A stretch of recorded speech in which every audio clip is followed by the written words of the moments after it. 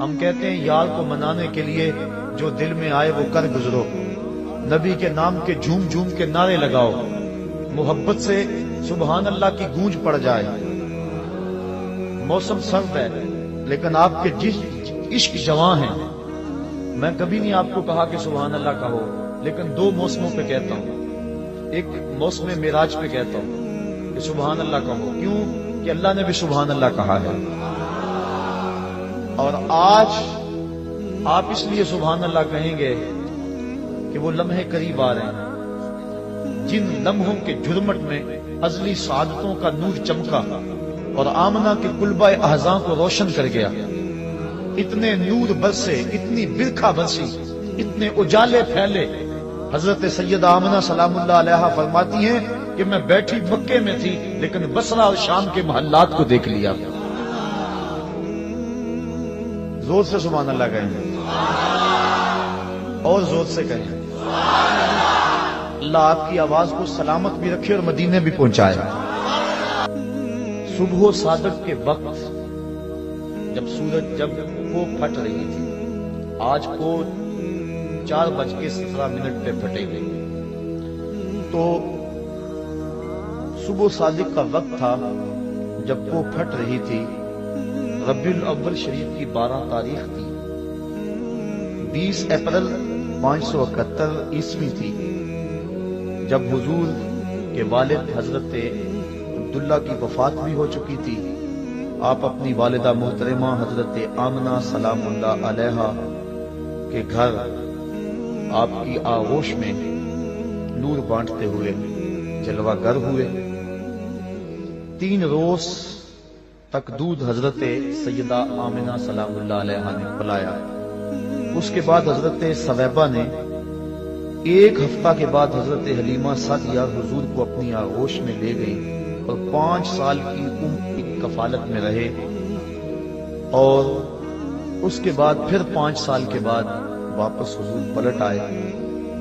مدینہ منورہ کا پہلا سفر اور والدہ محترمہ حضرت آمنہ کی وفات ابوا کے مقام پر ہوئی جب حضور کی عمر صرف 6 سال تھی۔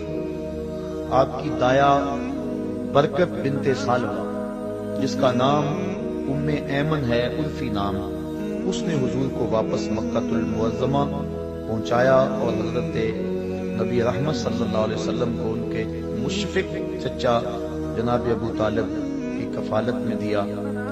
آپ کے دادا کا انتقال 8 ہجری کو ہو گیا، 8 سال کی عمر میں ہوا۔ آپ نے اپنے چچا کے ہمراہ پہلا سفر 12 سال کی عمر میں شام کی طرف کیا۔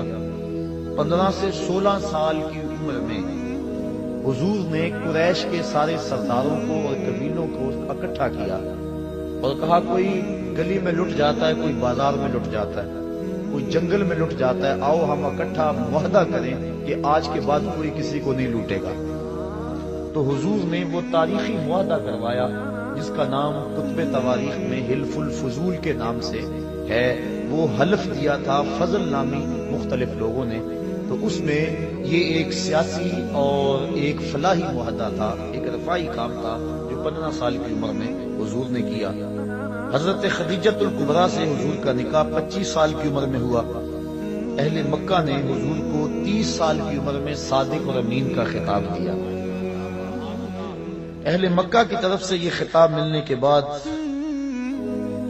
33 سال کی عمر میں حضور علیہ السلام پر غیبی اسرار و رموز کھلنے شروع ہوئے، ان کا ظہور ہونے لگا اور ایسی خوابیں آنے لگی۔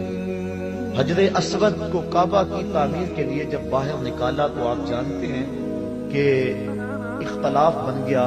ہر ایک کی خواہش تھی کہ حجر اسود کعبۃ اللہ میں اٹھا کے نصب کروں، لیکن کوئی بندہ کسی دوسرے کو برداشت بھی نہیں کرتا تھا، تو قبائل آپس میں لڑ پڑتے، لڑائی ہوتی، حالت ایسی ہوتی کہ خون ریزی ہوتی حرم میں۔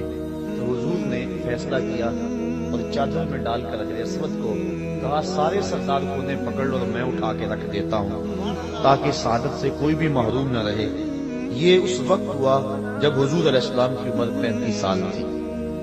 37 سال کی عمر میں حضور نے غار حرا میں خلوتیں اختیار کرنی شروع کر دی۔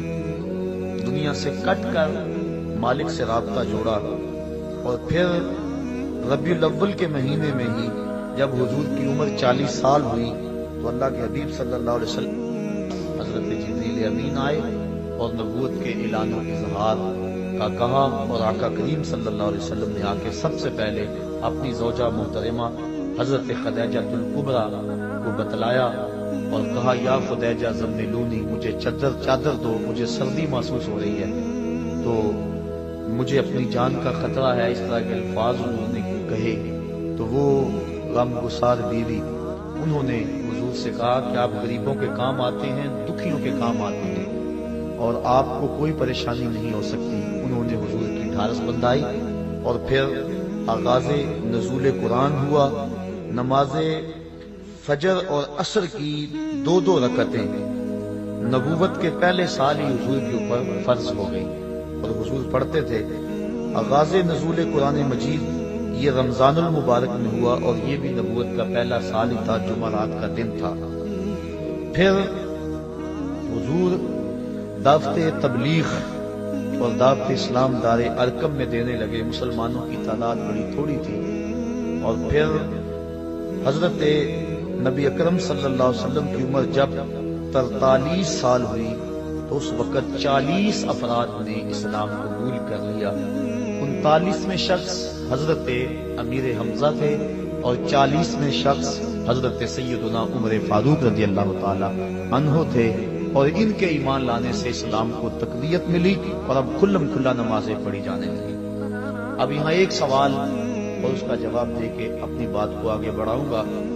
جو لوگ کہتے ہیں کہ اسلام شمشیر کے زور پہ پھیلا، تلوار کے زور پہ پھیلا، یہ ایک علمی بات ہے اور سادہ اور عام فہم ہے۔ ایک سادہ سا جواب ان کو دیا جا سکتا ہے کہ اسلام شمشیر کے بل بوتے پہ، تلوار کے زور پہ پھیلا۔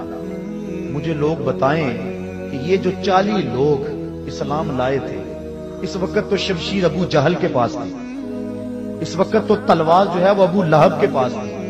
تو یہ 40 لوگ جو اسلام لائے ہیں، یہ لوگ 40 جو ہے جو اسلام کی دولت سے مالا مال ہوئے ہیں، یہ کس بل تلوار کے دم سے اور تلوار کے ڈر سے انہوں نے اسلام قبول کیا ہے، یہ حضور کے خلق کریمانہ کی وجہ سے اور اسلام کی طبی صداقت کی وجہ سے اسلام قبول کیا ہے؟